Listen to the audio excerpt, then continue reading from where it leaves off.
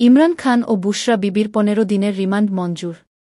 তোশাখানা সংক্রান্ত নতুন একটি মামলায় পাকিস্তানের সাবেক প্রধানমন্ত্রী ইমরান খান ও তার স্ত্রী বুশরা বিবির ১৫ দিনের বিচারিক হেফাজত রিমান্ড মঞ্জুর করেছেন দেশটির একটি আদালত। মঙ্গলবার ২০ আগস্ট এক প্রতিবেদনে এ তথ্য জানিয়েছে পাকিস্তানি সংবাদমাধ্যম জিও নিউজ।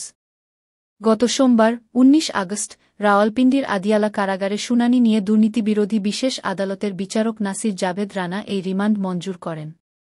আগামী ২ সেপ্টেম্বর পাকিস্তান তেহরিক-ই-ইনসাফের পিটিআই প্রতিষ্ঠাতা ইমরান খান ও তার স্ত্রীকে আদালতে হাজির করারও আদেশ দিয়েছেন আদালত। আরেকটি মামলায় ১০ দিনের রিমান্ড শেষে ইমরান খান ও তার স্ত্রী সোমবার আদালতে উপস্থিত ছিলেন। ৮ আগস্ট তাদের এই রিমান্ড মঞ্জুর করা হয়েছিল। নতুন তোশাখানা মামলার শুনানি চলাকালে দুর্নীতিবিরোধী সংস্থা জাতীয় জবাবদিহি ব্যুরোর এনএবি বিভিন্ন প্রশ্নের লিখিত জবাব দেন ইমরান খান ও তার স্ত্রী। ইদ্যত মামলায় ইমরান খান ও তার স্ত্রীকে ইসলামাবাদের জেলা ও